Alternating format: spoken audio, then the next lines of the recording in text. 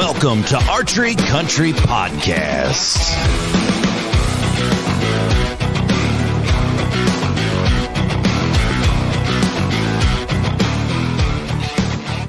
Hello, everybody. Welcome back to Archery Country Podcast. This is your host, Waite, as we are sitting across in the studio, and we're going to be talking to one of the coolest cats in the business.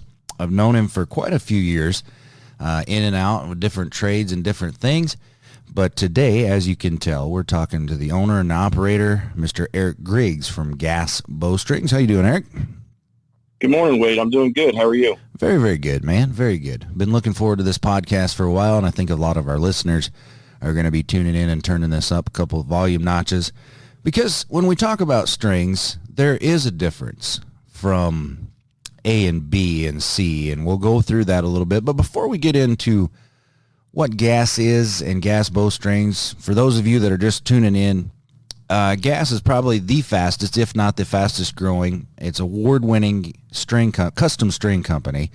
But Eric, you've been in the industry of archery for a long, long time, and you've been not only a professional shooter, but you've been around archery forever. If you wouldn't mind, just give us a little insight of where you came from, where the idea of GAS came from, and take us down that road. Sure. Yeah. So archery is pretty much all I've ever done. Honestly, other than, a couple jobs, maybe in high school or something like that, archery is pretty much the only thing that I've ever really taken part in professionally, from, just working in the industry to, being a pro archer years ago. My dad had shot archery back in like the 50s and 60s. And he had, put it down for several years, but got involved again and got me involved when I was like 12, I guess. And we really loved it. Took a real liking to it. I played team sports as well, but there was just something about archery that just the sport and bow hunting and everything. I mean, I loved everything about it. So we, anything that we could do to get more self-sufficient. And, back then there wasn't a lot of, pro shops around and stuff. So, we tried to do some of our own bow work, and then that evolved into, building strings. And then I think one of my first summer jobs was building some strings for some local, archery shops. And that's kind of how all that started. So it kind of evolved, and then just, shooting as a professional archer, and that opened a lot of doors for me to work with a lot of great companies and work alongside some phenomenal minds that we've had in our sport. And that kind of evolved into just more opportunities, and then, me working in industry, from anything from, working in a pro shop, a very large and prestigious pro shop, to working for some of these other archery manufacturers, and, ultimately all the way up to, sales and marketing management, executive leadership. I was the president of a large manufacturer, of multiple brands for a few years, and had done some stuff there.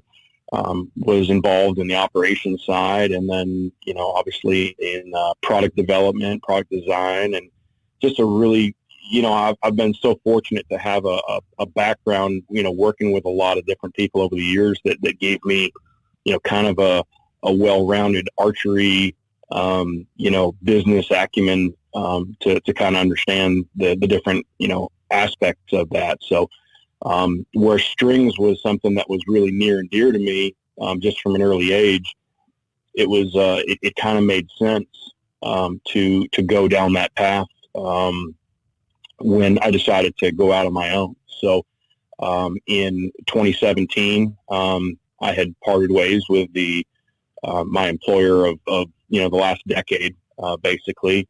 And, like I said, had a lot of background with bowstrings and that technology, and did some stuff there. And we also had a lot of, just because of the way businesses, operate, and there was a consolidation of a large business, which left a the people here that were in Kentucky, where I'm at, there was a lot of trained string builders who didn't really necessarily have a place to practice their craft. I was able to kind of tap into those resources as well when we started GAS. So it was really, we were kind of able to hit the ground running, so to speak, from a training perspective, and already having some people lined up and being able to do some good things there. So it's a pretty cool story. And you and I had met in Vegas with your previous employer, and we went on from there. And then when you guys started GAS here at Archery Country, we have 3 pro shops under one banner, I guess you could say. And as GAS was going and getting bigger, and you'd hear about them, and then you could get them from other pro shops, or you can even order them online, and people were starting to bring GAS into the pro shop. And, you worked at a pro shop, you understand when something new comes in, you always question it. As a bow technician, you're like, well, I've done it this way for so long, I'm used to this product.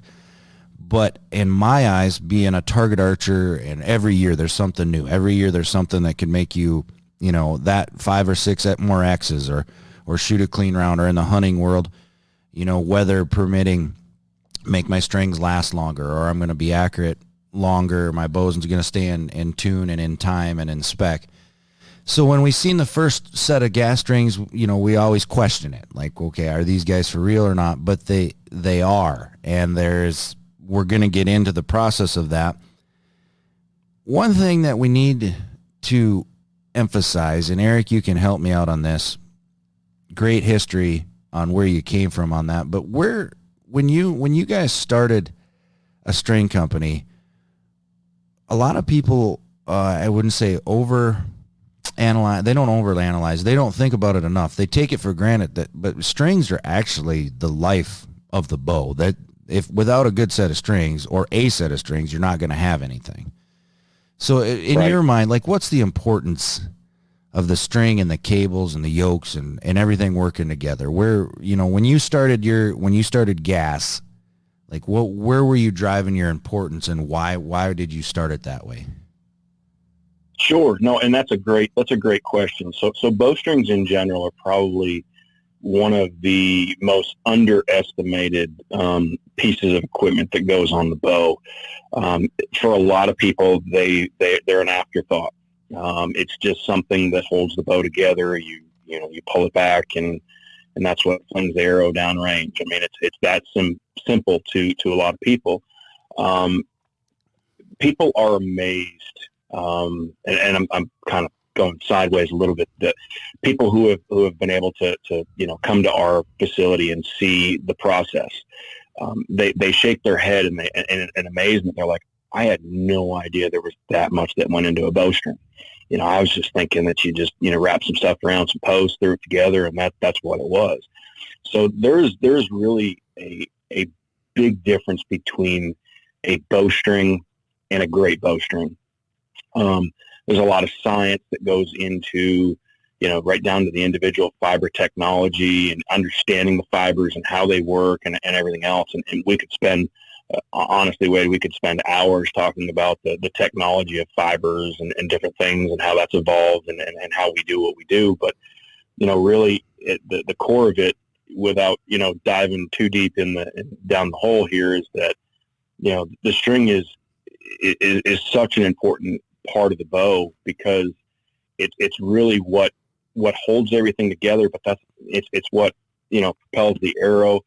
But the difference between a well-made string and a not well-made string or string problematic is the difference in a complete user experience. The string's not gonna wash and wax your car at the end of the day. It's the one thing that is important on the bow that you should never have to think about as an archer or a bow hunter. If it does its job, the bow feels right, it stays in tune, it stays in time, it maintains its speed, the peep does what it's supposed to do. You don't ever have to worry about it. And that's really what the string is supposed to do. The reverse of that is a can of worms that most I'm going to say most archers and bow hunters have probably, if you've been doing this long enough, you've probably experienced it. If you've had a set of strings on your bow that have not been good, you've experienced the frustrations that go with, constantly having your peep just continuing to move, or, the bow's losing speed, and now it's out of time, it's out of tune, and the plethora of problems that come with that, serving separation, all the different things that are challenging when your strings don't do what they're supposed to do. And like I said, I think that's why a lot of people now, the path has been paved for companies like us to do what we do, and other companies that also do a good job of that, because the bows have evolved so much today from where they were years ago. Let's go back 20 years, and we had steel cables and yeah. And it just it really wasn't hard on the whole system, right? I mean, there wasn't a lot to go wrong. They're just now things we've got 5-piece systems, 7-piece systems, all synthetic yokes and, little separators and pucks holding things together. And it's just, there's a lot going on. And I think that bowstring technology has allowed the engineers, these great masterminds behind, some of the greatest, bow companies we have out there. It's allowed them to kind of push the envelope and go just a little bit further with what they've been able to do. I think a lot of times, and I'm really fortunate. I get to see some of the behind the scenes stuff with some of the companies that will sometimes reach out to us when they're having some challenges with strings and some of their new designs, and how to fix these things. And it's pretty cool to watch some of the stuff and how it evolves and where we are today with what they can do with designs. And a lot of that has to do with the ability to keep the system together with the strings.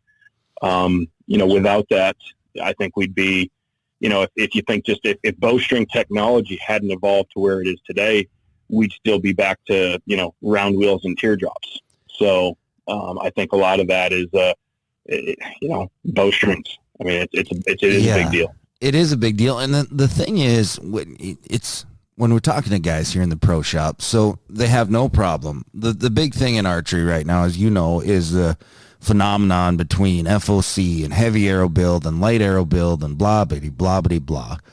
And then you have guys that are spending $350, $450, $500, $600 on sights that are driver sights. So we have to have a sight tape that's based off feet per second, or even a Garmin, that's everything has to be in spec. And then when you have our target archers that are using Archer's Advantage and peep to pin and peep to arrow, and everything has to stay the same. So where I'm getting at with this is, if you get a brand new bow, or if you have a used bow and you go through the process of your arrow build, and you're a fanatic, you have OCD, and you're like getting everything nitpicked and you get it finalized. And we all know that feeling when you get a sight tape that's absolutely perfect. It doesn't mean jack diddly if a month from now, after you've shot 1,700 arrows, your strings have stretched a 1/4 inch, your poundage is down, your peep's going 3 different ways. It all works as a system. And if you don't have the lifeline of the system, that's going to be the backbone, is what we call it. It doesn't matter if you have a brand new Matthews V3X or if you have a 1999 Bear. It doesn't matter if you don't have strings that are going to hold up. All the other instruments that you put on aren't gonna do their job, aren't going to be able to do their job. Does that make sense? Oh, it's 100% correct. No, you're right. If it doesn't, your cable movement, it just, even a minute amount right there is gonna change speed. It's gonna change impact. It's gonna change the timing, the tune. I mean, one cable on a, like you said, on a V3X. Just imagine one cable moving, even a 1/16th of an inch, of an inch. All these things happen. The bow, loses the time, so it's going to lose the feel at the back end. It changes the poundage, it changes the tune, it changes, what that thing's doing. Anything you've done, whether it's, paper tuning, bear shaft tuning, everything, it all just comes out. So, the entire system, the setup, everything is only as good as the strings and cables that you're putting on there. And it's hard because, these aren't, these aren't machine made. There's not a tolerance, so to speak, like when you're manufacturing something, when you're machining aluminum or machining steel, these are all man-made with synthetic fiber materials. So there's going to be some inconsistencies, from top to bottom. So, and we'll get into this, more later. I know you said you're going to ask about, some of the things that we do, but, that really comes down to the manufacturing process and the QC and everything else that you have going on there. It makes that whole system become all the more important to try to maintain that consistency. And, it's just, like I said, it's a very, very undervalued aspect that a lot of people, don't give enough attention to.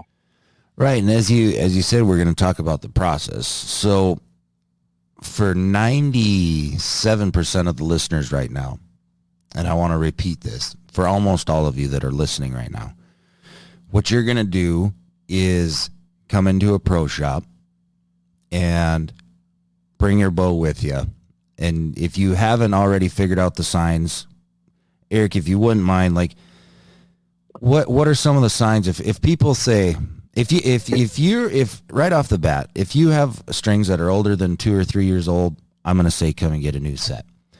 Absolutely. If you're an archer out there, Eric, what is your advice to them? Like, what can they look for? Let's say they don't have a bow press or a draw board. What kind of the feel or physical inconsistencies that they need a new set of strings? Sure. So, a lot of people, when they've had a set of strings, let's just say you've got a set of strings and your bow has been pretty consistent for a while. So this isn't a visual cue. This is one of those things that, like, how do you decide? And we get this question a lot. And this actually comes a lot from target archers too, as well as hunters. Because they'll be like, well, I've had this thing on, I've shot several thousand arrows out of this. Everything's settled. Everything's good. And all of a sudden, my bow just started feeling weird.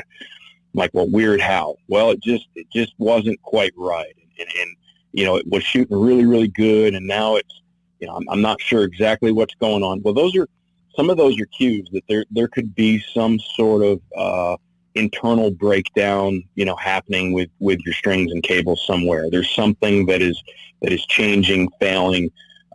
If a bow that has several thousand shots at it, all of a sudden, something comes out of time. Okay. At that point, that's not settling at this point anymore. This isn't a cable that's just settling a little bit after thousands and thousands of arrows. Right. There's something internally under the serving, something that you can't see. There's something that's breaking down.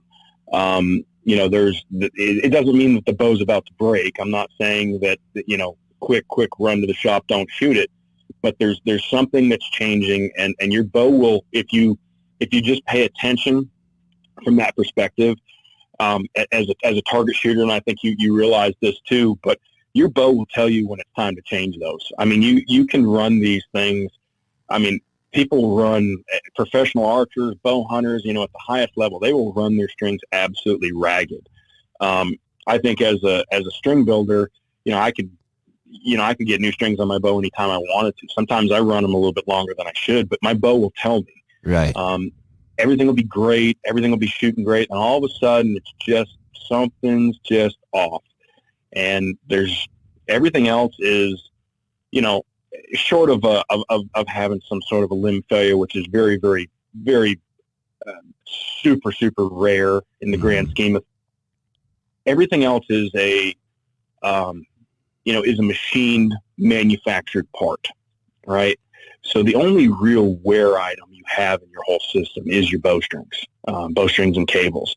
So when something changes, something's off, something's, whatever, 99% of the time, it's probably going to be your strings. So, and those are, that's not even the visual cues that we're talking about, but that's right. Just like, hey, if you're just shooting along, I've had these things on for a year and a half or 2 years, or, I'm a target archer. A lot of people just, they kind of shoot them. They'll shoot their bows. I mean, the top archers that I know, some of them will change them out kind of preventative maintenance, so to speak. Hey, listen, they look like they're getting a little bit worn. We'll go ahead and change these out, or, change them before outdoor season, change them before indoor season. Some of them will run them until they can't, until it's like, everything was good. Now it's a little bit sloppy. It's time to change my strings. And people talk about, you'll see that, especially now with the days of social media and everything else, people talk about a fresh set of strings and how the bow just shoots amazing again. Be like, oh yeah, I got my number one bow is back. It just, threw on a fresh set of strings, and it's shooting amazing and stuff. There's actually some truth to that. It's hard to, unless you've experienced it, it's hard to grasp that small little difference can make such a change, but it does. As far as the visual cues go, though, I mean, if after, like I said, you got a long time in there, if you're seeing some fuzzy spots, that's not a big deal. That's just a little bit of wax, like a synthetic type wax can handle that. But if it becomes more than that and it starts turning into, some actual broken strands, then yeah, I mean, that's time to, it's time to replace those. Again, it doesn't mean that your hunt's over, your once in a lifetime hunt's over because you got a broken strand in your string. Things are going to be okay. You're going to be able to get through it. But when you get home, it's time to throw some new strings on. The same thing goes for, just some, weird separation or whatever. A lot of times it comes down to wear. I see more often that, people in a good set of strings, they last, they're going to last a while. But, here's the thing. If you're using your equipment like I do, I mean, if you bow hunt like most of us do, yeah, you try to be careful of it and stuff like that. But I'm not babying my stuff. No. I'm just not. No. And I'm taking a brush. It's getting caught on stuff. It's getting caught on branches, and I'm throwing it in the back seat of my truck, and it's rubbing against my pack, and it's doing all these things. You could take some extra time and kind of baby it a little bit so that it wasn't doing that. But I just I do those things, and you're going to show some wear at some point. Something's going to happen, and then it's going to be time to change them. And what we say a lot when guys say, hey, I think I need a new set, it's getting it's getting easier, I should say, with social media, and archers in general are becoming more knowledgeable, is we're going to breathe life back into your rig. Doesn't matter if it's 1 year old or 10 years old. I mean, the days of restringing our grandpa's bows are kind of going away, but you know what I'm saying? We breathe the life back into your bow, so it does feel like it did when you bought it, or when you had like the best setup. One of our good friends, Levi Morgan, talks about taking a journal and specking everything out and writing it down. It's very hard to duplicate a rig that's absolutely perfect, right? Like you could buy the same bow and do the same strings and the same arrow on the same site, and something could be off just a little bit. But having a journal, measuring where some people even take little Sharpies, bows are getting easier for timing marks, but they're creating where the cable comes across the cam. And if that moves a little bit, it's easy to tell that your timing's off. Most of us can feel it, but where I'm going with that is it can make your bow new again. And then again, the importance of having all your other equipment. If you want your arrows to fly right, if you want your tune to always be right, having a good quality set of strings is it basically saying it's your answer to most of your questions on that. But Eric, if you wouldn't take it, so let's say our guys come into the pro shop, guys and gals come into the pro shop. I need a new set of strings. Okay, what strings would you like? You have certain levels of string quality and certain manufacturers, but they're going to decide they're going to go with GAS. And in your company, if you wouldn't mind, we have a Ghost XV, which I put on the pinnacle. It's the top shelf of strings. And then we have a very, very high quality Octane string where we can get some of our color concepts on that. What are the differences, without going where you don't want to go? What are the differences between the two, or is there any difference?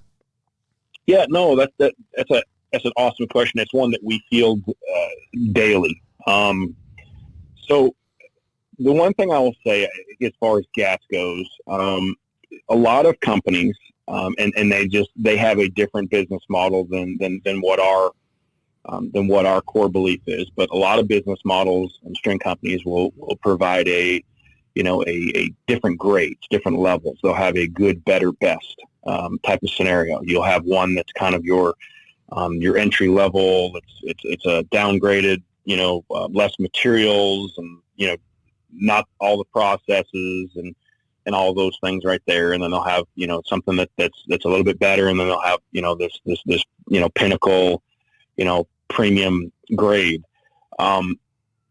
My belief is that if somebody's going to get a GAS string, that they're going to get our premium process and our premium materials, regardless of, what they're getting. So I don't necessarily believe in the good, better, best model. I believe in, everything being, premium. Now, we do have different models like you suggested, but a lot of those things, it's not necessarily,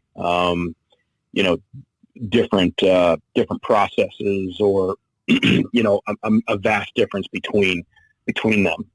So, when you look at our high octane is basically, I would say our most popular line across the board. And that's what's, you can get that in any of the colors that BCY offers. So there's, over, 50 something color combinations. I think there's, between colors and servings and everything else, I think there's like 1,500 different color combinations you could come up with, to try to, match or, do whatever you want to do to customize and everything else. And we use our TTS, which is, our total tensioning system. We use our TTS process on all that, and we can go into that in more detail later. But that's our high octane, pretty much unlimited color selection.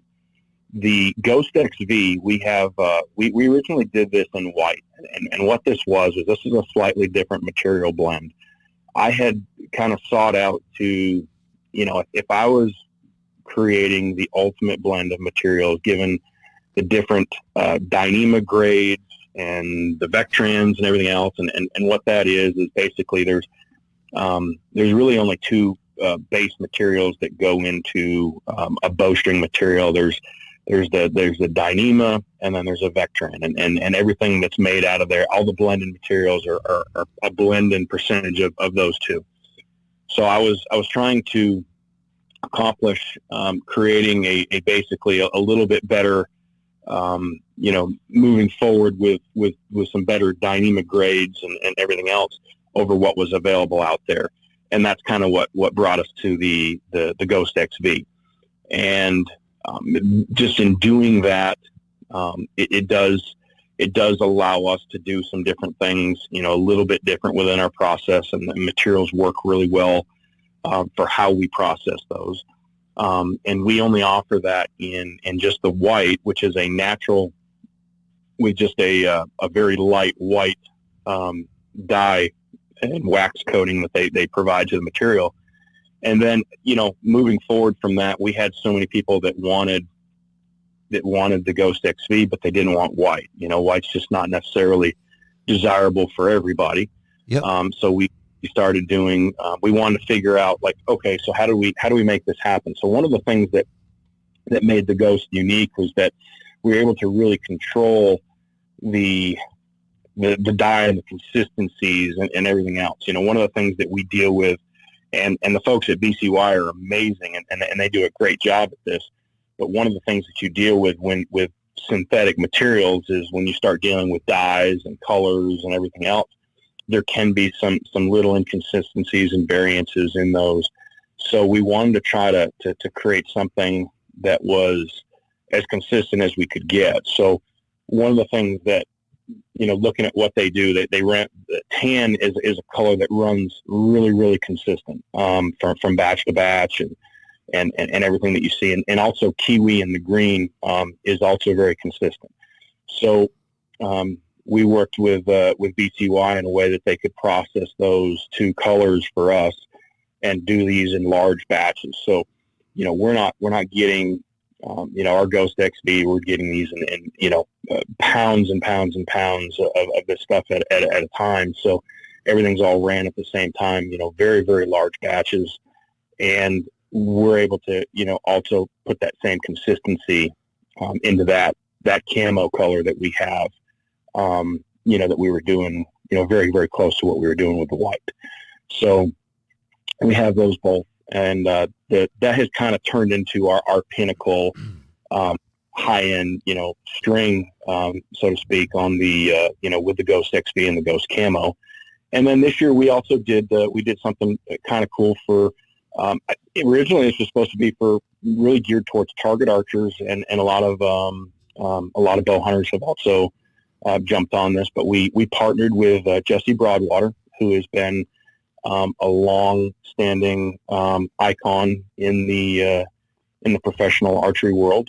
Very, very impressive resume. If you're not familiar with him, I know you are. But I'm just saying you're. He's like he's the dude. He's the for bow hunters that are listening. He's like a Lee Lakoski. He's a Michael Waddell. He has a name, but he's got a proven name. And one thing about Jesse is he doesn't settle. I mean, as you know, it has to be perfect. He's one of our shooters for the 365 trio targets. Okay. He pushes that. So like he kind of helped out a little bit on what he needed to see for a target. And I'm assuming that he kind of gave you the ball, but he helped you out a little bit on what he wanted for a set of strings. He was very involved. Yeah, no. And in fact, so it brings us to our other offering is we actually did a Freakshow string this year, and Freakshow is that's Jesse Broadwater's nickname. So and that's what we did. So we actually had Freakshow strings, and he was very hands-on in the entire process. In fact, I had originally reached out to him. I reach out to a few people. The majority of the guys and gals that shoot our stuff, a lot of them reach out to us. We have a lot of the top archers in the world that shoot our strings, and the majority of them, do happen to, they usually approach us. Jesse was one of the few that I approached when I knew he had changed and was no longer with Matthews, and he was going to be shooting for Hoyt. I also knew that opened him up for the possibility of working with a string manufacturer. And Jesse kind of, him and I have known each other for a lot of years, and he didn't really brush me off, but he said, hey, I'm not sure what I'm going to do. I was actually thinking about maybe doing my own thing. And that actually kind of opened, kind of like, wow, okay, what do you think? And we talked some, and before we were done, I think we talked shop, and we talked about bowstrings and all kinds of other stuff. And the end result was a culmination and a partnership where, we decided that what we could do is we could manufacture a string, using a lot of the, obviously the resources we have and some of the things that we were already, doing, but we could take some of the things that Jesse wanted to see in a string specifically, and some of the things that he had been doing building strings for years, because he has a very extensive string making background as well. And we could kind of combine those things, and the result of it was the Freakshow strings. Something that very, very hard to build a string at least consistently, over and over, on a, for somebody, in their basement or garage or whatever, on a jig and everything else, as to, some of the equipment that we have that's specialized for doing it, at production levels, and being able to take all the things that we have. And like I said, the partnership with Jesse, brought us to where we are with the new set of Freakshow strings. Just a little bit about those is they're all natural, super, ultra low wax. We are able to do a couple other things that we, additional things in the process, as we worked with Jesse and wanted to make sure that we were accomplishing what he was looking to get. But it's basically takes any of our other strings or anybody's strings, and it's kind of like throwing them on steroids. It's pretty crazy. as far as, what that does. There's no color options. Everything's, all natural, white on the servings and, clear. But it's been a great product line for us, this year, especially like I said, in the target world. It's been phenomenal. And we've seen some trickle down, over to the, the hunting side. People are, trying those and using those as well. Yeah, we got a couple customers that do their research, and they're also the same customers that like the newest, the greatest, the best, and they follow, their target archers / bow hunters or first. Sure.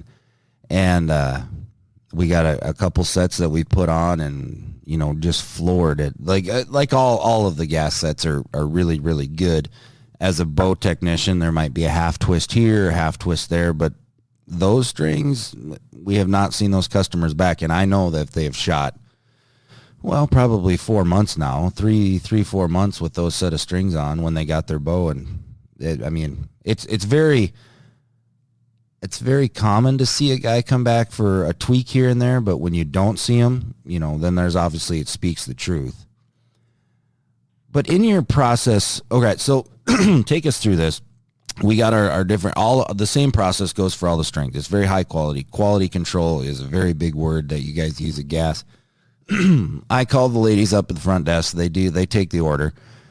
When that order form goes through and your string manufacturers in the back, without getting 3 hours into this, how do you make a set of strings, Eric? Yep. So just like you said, you call customer service. You talk to somebody here and out of 10, you're providing, it's a pretty straightforward thing. I've got a Hoyt Charger with a number 3 cam. I've got a Matthews, BXR 31.5. I've got a Bowtech, Revolt X, all really straightforward. We have these bows that might not be, that we have to do some additional research and we have to work, collaboratively. And we have a team that does that as well. Highly trained, super technical. But let's just say, you place an order, regular set.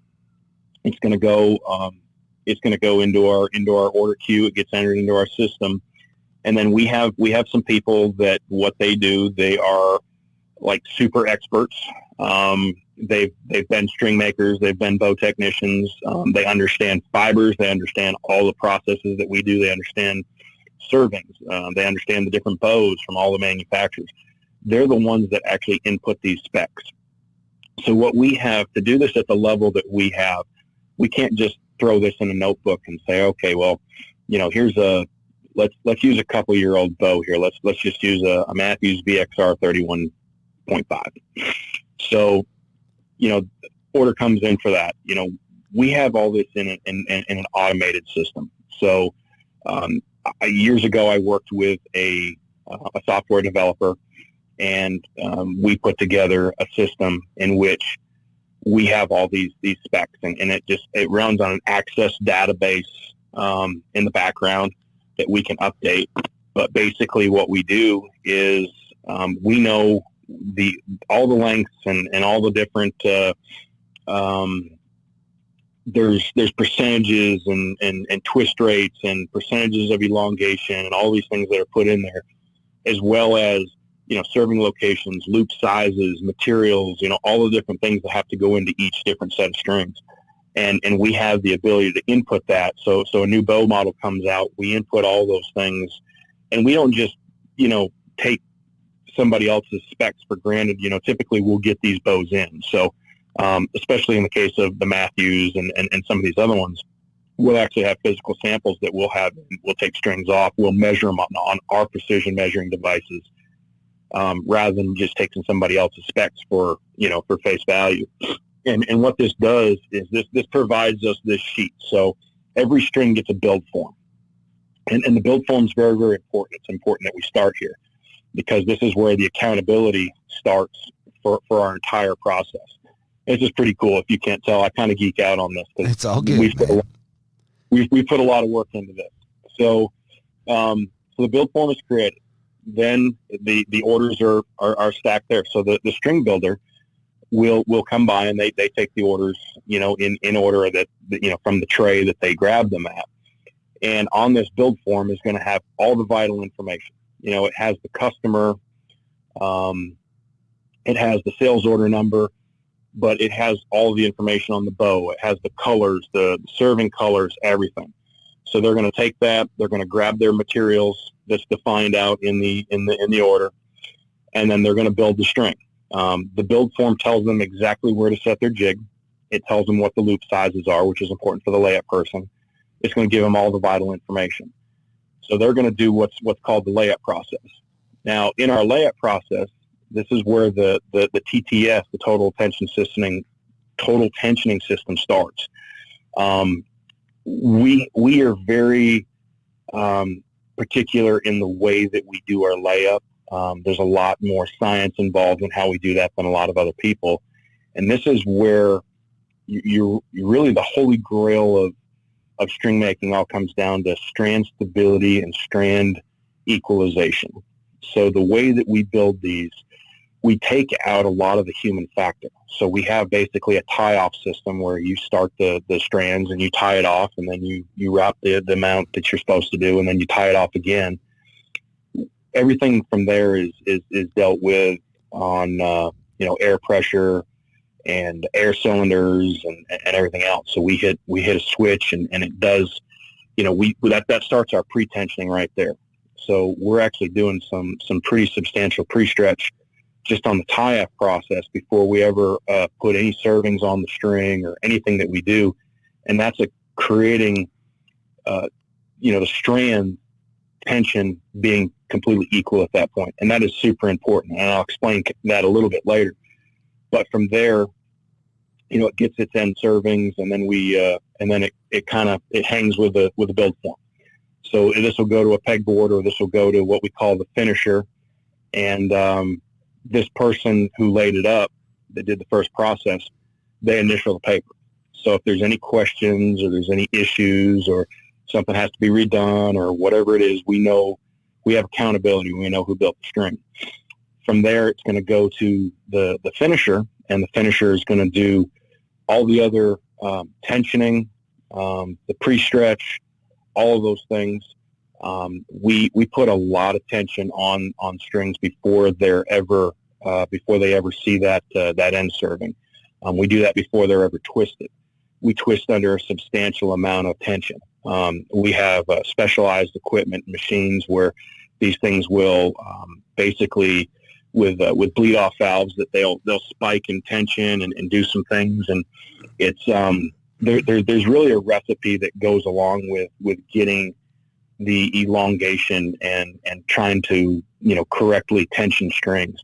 You'll hear a lot of people, and this is kind of old school mentality. You'll hear a lot of people, they'll say, well, we pre-stretch our strings at 350 pounds for 4 hours. That's not how we do it. What we do is really completely different than that. It has to do with our tensioning while we twist, and the spikes that things go on there. And you hear some people talk about cycling and this and that. It's part of a total process where we basically, like I said, we basically are twisting. It sees a high tension, we're twisting, and then there's spikes in the tension, it spikes again, and some bleed off valves. So there's a lot that goes into that. We've spent a lot of time trying to perfect that with load cell scales and figuring out, where we can go, and the tensile strengths of the fibers themselves, and where you can, what's the peak that you can bring the fibers to tension wise without fracturing and damaging the fibers. And there's, like I said, there's been a lot of time and research and stuff that's been put into that, for a long time to get us where, we can basically simulate the essential shooting of the string, basically shooting a set of strings in without damaging the fibers or taking the life out of the strings. So that basically is where that goes. And then, from a final, we have 4 people currently that do nothing but QC. So our quality control, we have a complete department that does that. So now this string is basically done, minus, the speed knocks. But then this goes to the QC, and we basically set things up from a go, no-go scenario. So if the string is supposed to be 60 and 5/8, they'll actually set their QC jig at 60 and 5/8 exactly. They put the string on there, they flip the pressure up, and we do everything at basically the ATA standard, which means we measure everything under 100 pounds. That's just what we measure. We measure everything 1/4-inch pegs, 100 pounds, which is the same way that all the bow manufacturers. It's pretty much universal across the industry. And if that thing comes in and it's dead on, we're good. If it's not, we can add a twist or two, or take out a twist or two. But that's pretty much it. There's no if it doesn't meet the standard, it's rejected. But when it comes off that jig, it is 100% to the 32nd. It is 100% at 60 and 5/8. So it comes off that jig, it's paper clip, and we know that it sits there and it meets that length. And we do the same thing, on all the cables and everything else. So it's very easy. It'd be very easy for us to skip that step. We know a lot of our competitors, basically go from the finishing, and a lot of people will, essentially just paper clip them as soon as they're done building them. But it's very important for us at the level of strings that we're building, and the number of strings and the quantity and everything else. It's important for us to have that extra, that extra level of QC to make sure that everything is everything's done correctly. Now, the cool part is that one of the things that I think a lot of people don't realize, or that they, a lot of people will say that, well, it's just, they're just mass produced, and, you can just, people have bad days and this and that. Honestly, our culture doesn't allow for that. Our culture, I'm not saying somebody can't come in and have a bad day, but the steps and everything that we have in there, our culture is 100% of total accountability. So this build form that we talked about in the beginning, that goes along with the string through its entire life, goes through the sales order. So now this string set goes to shipping. The string goes in the package. It goes and ships to the customer. And then this build form is stapled to the original order, and it's stapled to the invoice. That gets filed. So now, 6 months from now, if said string, somebody calls in and there was a problem with said string, we can go back and we look at the order. We look at the order, we look at the sales order, we look at the build form. On the build form, we know who did the layup, we know who did the finishing, we know who did the QC. Everybody signed their initials. Nobody hides. Yep. And it's total accountability. And that's what it takes to have, in my opinion, that's what it takes to have a great company, and you have company buy-in. We have great folks, great, hardworking folks, some unbelievable string. But at the same time, everybody knows that everything they build, that they're responsible for their work, and they're accountable for the work that they do. And that's that's super important at the level that we're building strings. And that's huge. There's not very many companies across the board, and not just archery, but across, that will say, one, you can track it, but two, we put our name on it for good reason. Even down to the string manufacturer, the quality control expert. Two things that you said in that build. One, they're paper clipped.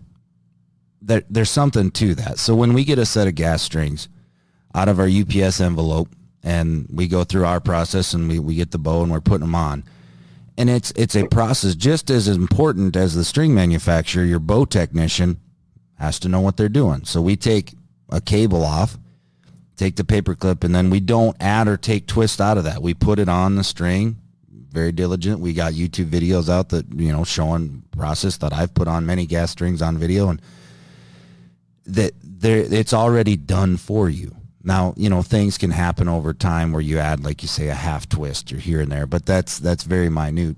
Another thing that you said in that is speed knocks. So we'll get to the custom process in just a little bit about choosing your colors and dolling up your bow however you want. But the speed knocks, somebody a lot smarter than me has sat with a chrono and a shooting machine and an engineer and based the spacing on how many speed knocks or speed bombs, where the placement of that is. GAS, they already come installed, and they have the nice shrink tube, which you guys have just opened up a customizable logo, I guess you can put on that for certain companies or your name or whatever. I don't know how deep you guys get into that, but the speed knocks, why are they important? You can answer this or I can answer this, but you know, you guys, there's a spec sheet that you have to go to, and you're not adding more, you're not taking off more, that your bow will shoot its best, the most efficient, the fastest with those speed knocks installed. Yeah, absolutely. In fact, for some bows now, it's actually critical that you have those speed knocks. You know, there was a time, and you've been doing this long enough too, that, you know, you can go back to where, you know, they started throwing speed knocks on, and it was optional. It was one of those things like, hey, look, we can increase the speed by, you know, taking the original system that didn't have anything on there, and we can add some weight, add some brass weight here, or, you know, some eliminator buttons or whatever, and we can add a few feet. That's where it started. Where it stands today, though, is these cams are actually designed around the amount of weight that's on there. I mean, and in some cases, there's, you know, 10, 12, 15 knocks, you know, at the end of a string. And it's not insignificant anymore. I mean, there might be 100 grains worth. You know, everybody knows what a 100 grain field point weighs. Yep. I mean, spread out over the string, there could be 100 grains in brass speed knocks, you know, on one end of the string. Strategically placed. And so the engineers now are designing the cams around this so that the fact that if you were to shoot a string, you know, there's a lot of Matthews, for example, if you were to shoot the string without the speed knocks, the bow would not even react correctly. It wouldn't be meeting its efficiency. You know, you'd certainly lose speed, you know, probably some accuracy. They're actually designed around that. So it's super important to have those, you know, precisely located. Now, I mean, you might hold it up to your factory string. I mean, even the factory strings that I see, you know, coming in, there might be a small variation. You know, something's shifted by a 16th over where it is. I mean, that's just the factory stuff. But when we get the exact specs, you know, that's something that's it's part of our QC and our measurement process. You know, we have 4 speed knocks at 16 and 16th. You know, 3 speed knocks at 17 and, you know, 15 16ths, you know, so to speak. So there's an exact spec of, you know, where the stack starts and goes on. So one of the things that we've done with our speed knocks, originally, and a couple manufacturers have done some other things, have done some different sleeves or whatever, but rather than us using the individual Saunders brass, you know, black or red knock sets, we actually worked with we have a company that manufactures these for us. They're actually stacks, and what these stacks are is they resemble the exact weight. For each cell, it's 7.5 grains. So, you know, a 2 stack would be 15 grains of weight. And then we have these machined for us on precision Swiss turn machines. And what this does is this allows us to put these in a single unit. So we have a stack of 5, for example, which would represent the same thing as 5 individual Saunders brass knocks, but they're nice and tight together. You don't have the squishy, you know, red yeah. between each one and everything else. It just makes a nice stack, and it's you know, we have it's got a ball end mill goes on the very, very bottom of it. It's a really, really nice piece. So it's something that we provide and put on all our strings, and we actually sell these to other stringers as well. I got you. That do buy these from us, and you know, so that's fine. But that's I think that helps, and it just takes it takes that and it kind of takes it to the next level. So that's good. But yeah, I mean, speed knocks it's pretty much on every, just about every bow out there now, has them on there, but they're definitely an important piece of the puzzle. I love it. All right, I'm going to put you on the spot as we got just a few more topics to talk about. This is something that you actually posted earlier this year or later last year. The big thing now is certain individuals out there are do or die on what we call string twist. Your arrow leaving the bow, clocking left or clocking right. A lot of us know it already, and yes, there is some, I guess, slow motion videos or high speed cameras that show your arrow stopping. So what I'm getting at, for those of you that don't understand, is you can come in and buy a custom set of strings and they're twisted a certain direction, clockwise or counterclockwise, and the serving, and at any time stop me and correct me if I'm wrong, is twisted opposite or the same. So your arrow will come off of your bow either clocking left or clocking right. Sometimes when you buy factory fletched arrows, they're going to be right, or they're going to be an offset right, or they're going to be, very few of them are left. But I'm here to tell you, and I believe you and I drinking the same cup of coffee, is it's been proven for your average bow hunter and even your target archer to some specs. Does it really matter? Short answer is no. Perfect. It really doesn't. I mean, so the majority, I'm going to say 99% of the time, 95 to 99% of the time, a typical right twist or clockwise twist string, which is what the majority of the manufacturers make.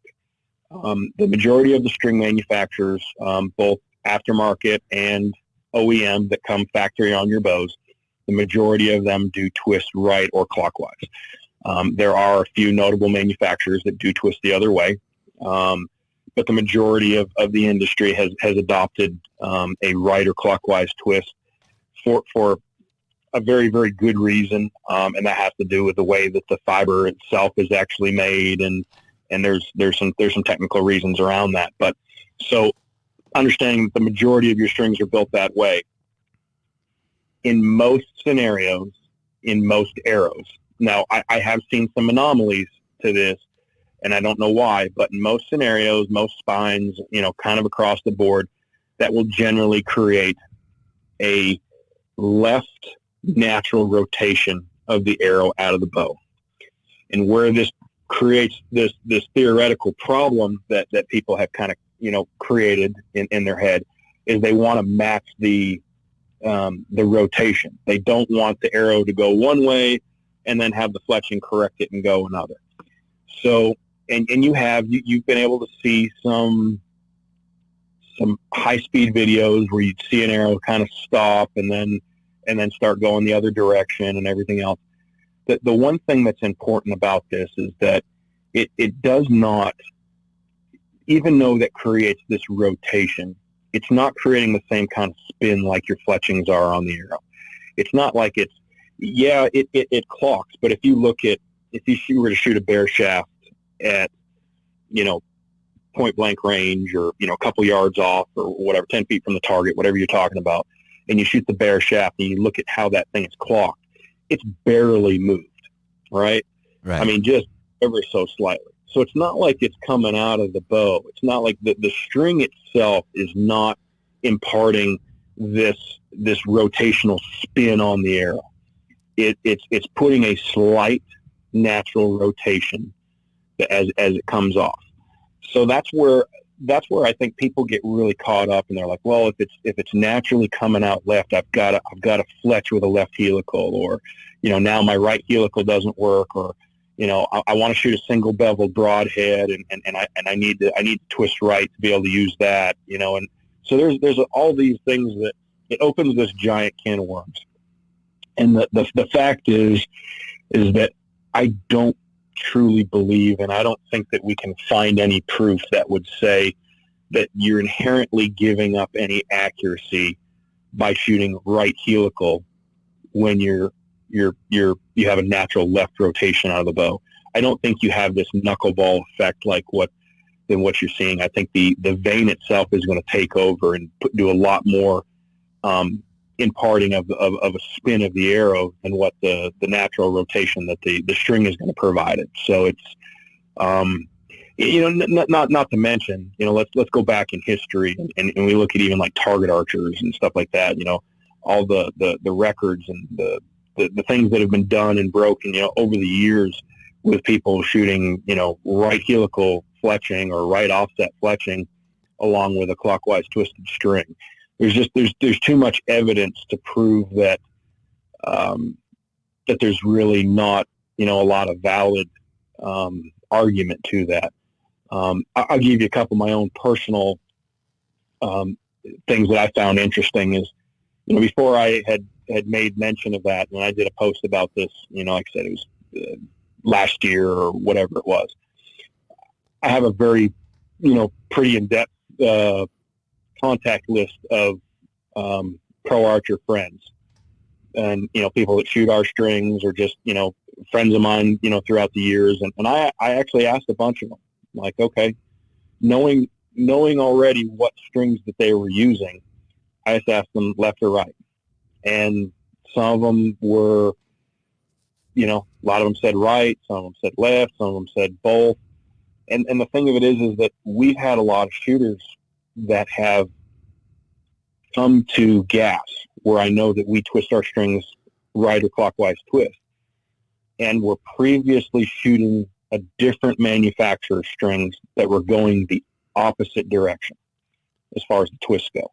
And I asked them if they ever changed their fletching direction. Did you change your fletching direction when you switched to GAS? No.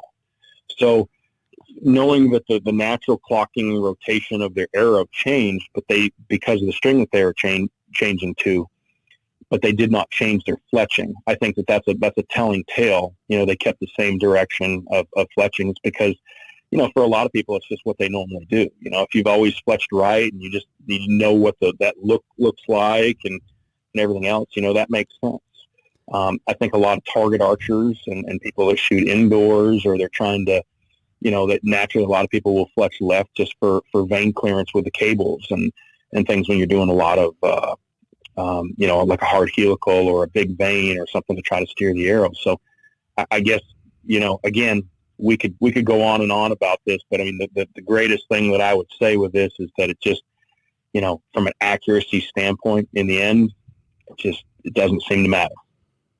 Absolutely. And I'm here to tell you, we put it to the test because we have guys that'll come in and, let's say they didn't want to buy a dozen bear shafts so where we can custom fletch them. They wanted us to refletch a perfectly great set of arrows. And I said, you know what, I'm going to test this. So I am not one of the top 20 archers in the world. I do have my pro card, but that doesn't mean anything. I'm here to tell you, though, that I can consistently shoot 6 arrows in a group and then start over in 6 arrows in a group. I did it at 20 yards and I did it at 40 yards with broadheads. And I had a 2 7/8 inch group and a 3-inch group. And that's as good as I can shoot a hinge with no hiccups and just following through and everything working. Right versus left. So that, that just tells me it doesn't matter. If you have glue-in points, if you have a drop-away rest, if you got cable clearance, there are some ways that you can get around that, but you don't have to redo everything. Or you can, whatever you're accustomed to. But I just wanted you to say the words that you said because, it comes from the words of the dragon, the guys that are making the strings. And two more processes that I want to ask you. Okay. Yep. We are pro shops around the world. I should say around the United States of America. Why is it so important to get in the pro shop now? If you're even thinking of custom strings, getting your bow restrung, why is it so important now and not September 1st? Yeah. So things start. This is almost now is great. 2 weeks ago would have been even better. Yep. We're as we near into the months of July, August, and September. And this is pretty much universal. Yeah, pretty much all archery shops, except for, West Coast, which their season kicks off a little bit sooner. Mm-hmm. They start doing some, their things are happening in July and August and everything else. But it's so crazy busy. We get backed up. Every archery manufacturer is going to get backed up. Every pro shop's going to get backed up. I can't even imagine how many bows, if I walked into your shop in the middle of August, I can't imagine how many bows that you're going to have hanging in your back room or your back wall. I mean, I'm not been laid out, but I'm going to get any given time, there's probably 50 plus that are sitting there, and then that's going to be true for a lot of shops. I mean, I know some shops may be, they may be 100 bows in, as far as, bows that are sitting there, needing bow work and everything else. So things really, really, really get backed up. And I think, not to get on any sort of a political thing or whatever, but I mean, what we've seen the last, it used to be like this years ago. I mean, and it was always like this, but supply chain is tough. And there's a lot of different hiccups that happen. Deliveries are not as consistent, reliable as they once were. Everybody's having problems getting, materials and this and that. I just wouldn't wait. I wouldn't wait until it was crunch time and you had a hunt coming up in the next week and be like, oh, now's a good time to do that. It's just, it's a bad time to do it. And you want to have time to be prepared. If you're somebody that takes this sport and takes bow hunting, seriously, you want to be able to put some arrows through your new setup. And that's super important. So, I'm sure, and we do it every year, and I'm sure you have your customers every year that has this, that, everybody's got this hunt of a lifetime that they're traveling on, and something happened and, some kind of freak thing, and, that they come to you guys and you guys come to us and we're overnight and stuff and we're saving the day. You guys are saving the day and everybody's good. But let's let those scenarios be the anomalies. Everybody else, when you can do it, when you can make it happen, given plenty of time in advance is really that's really the answer. And I think more and more people are learning that. They're learning the cycle and having to understand. But I think, kudos to you guys for, at least bringing that to that attention of your customers and saying, hey guys, let's make this happen sooner than later. We're going to get slammed. We're going to get backed up. We want to be able to serve you. So, and our customers are listening. I know I speak for a lot of pro shops, but archery customers are really listening. I can go in the back room where our awaiting rack is, and the bows aren't here, but the strings are, because they've listened to the podcast or they've listened to the YouTube, and they kind of understand what's going on, and they'll come in, before turkey hunting, and they'll say, hey, get me a set of strings for this year's fall season. And they're ordered and they're here, they're waiting. And when they get a chance to get off the boat or whenever the summer vacation, bring the bow in and we'll get it done.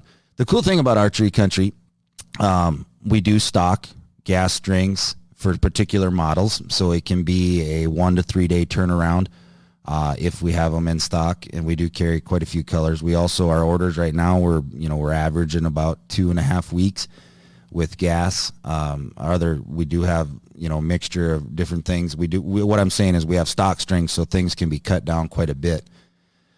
But that brings us right into kind of our last little check mark here. Is earlier we talked about the custom process.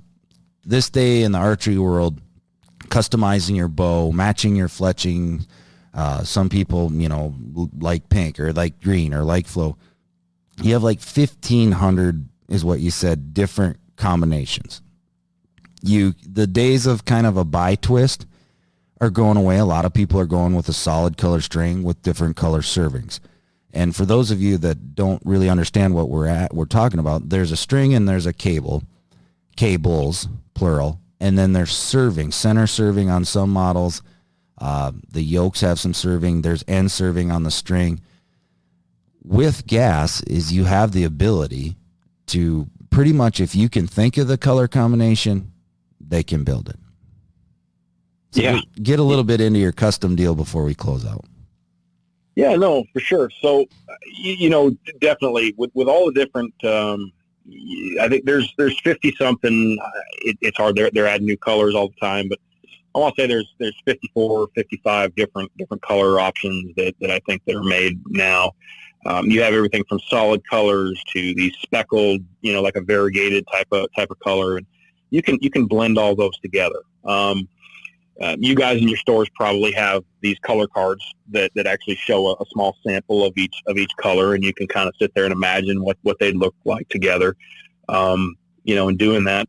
And then on top of that, you can add your, any color end serving. Now, the one thing I will say, and this is where a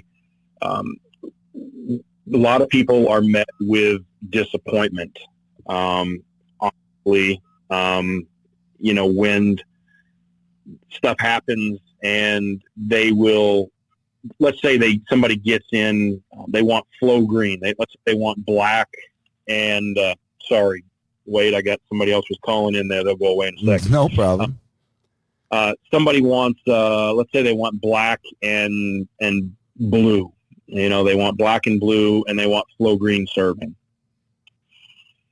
Unfortunately, the flow green is very translucent, and that what that means is you see a lot of the base color of the black and the blue. It's not going to look like you would think. It's not going to be this real cool flow green color that's there. So, you have to keep that in mind when you're selecting colors. Light colors are better for brighter end servings. Light base colors in the string. So there's a lot of things that you're just dealing with the way that the fibers act and the translucent nature of them and stuff like that. But, pretty much anything that your mind can create, it goes, it's doable. So it's pretty cool process. And that's, that brings up a good situation where you can put the weight on the pro shop shoulders, and, cause we've seen hundreds of thousands of sets of strings, every color combination that you can think of. Some of them, like, you get them and you go, oh my gosh. For example, PSE Levitate, they have it's a tan. I don't know what color they call it, but it's a tan. And a gentleman ordered a set of Ghost XV white with the matching serving. And the black accents and the bow and the tan and the white lettering and then the white strings, like, it popped. Like, we've even put it on our display rack. Like, people just go, wow. And then the misconception, people say, well, I don't want white strings. Well, okay, explain to me why. Well, they get dirty and nasty. Well, don't go change your tire and get a bunch of grease on your hands and then go, put string wax on your bow. Like, yes, they're going to collect a little bit, but it's not a painted string is what I'm trying to say. People would think, and you talk about color combinations. Here's one that looks absolutely amazing. Like, every time I see it, I'm like, wow, this looks good.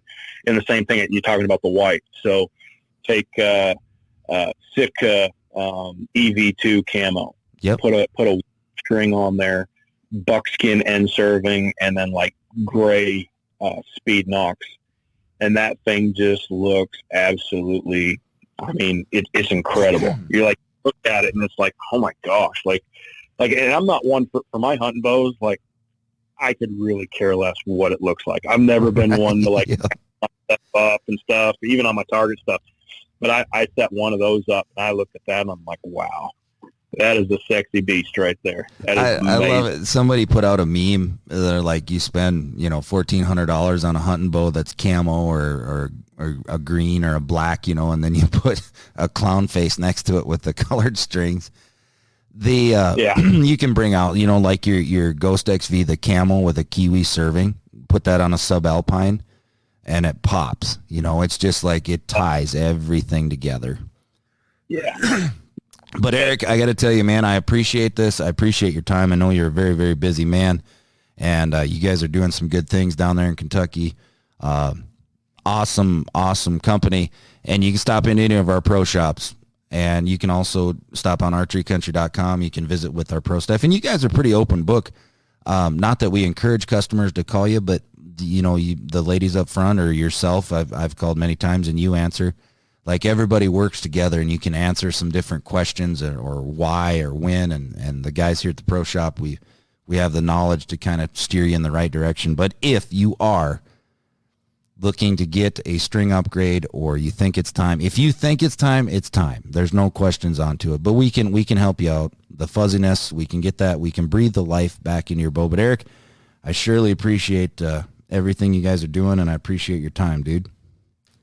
Yeah, no, thanks. And I'll say one more thing is you mentioned something, and I want to, I guess, want to touch on something really, really quick. Is you mentioned that anybody can certainly give us a holler.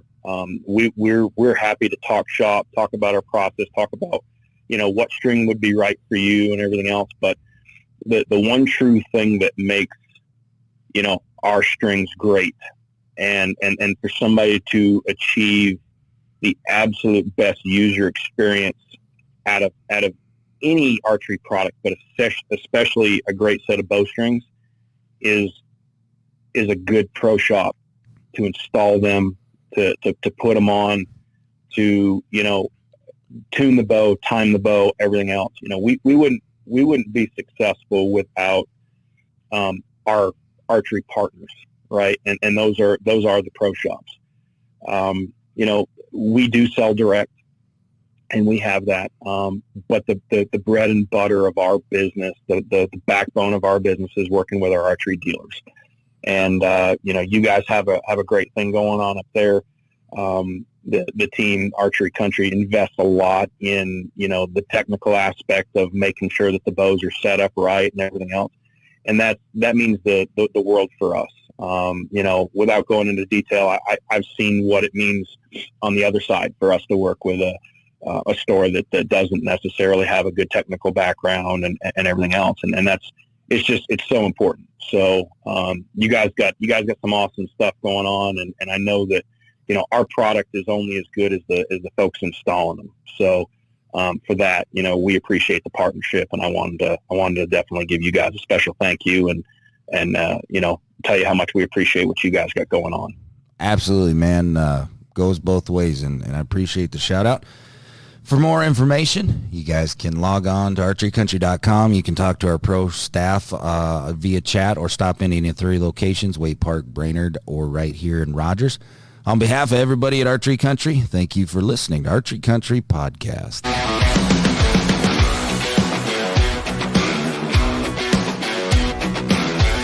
Thank you for listening to Archery Country Podcast.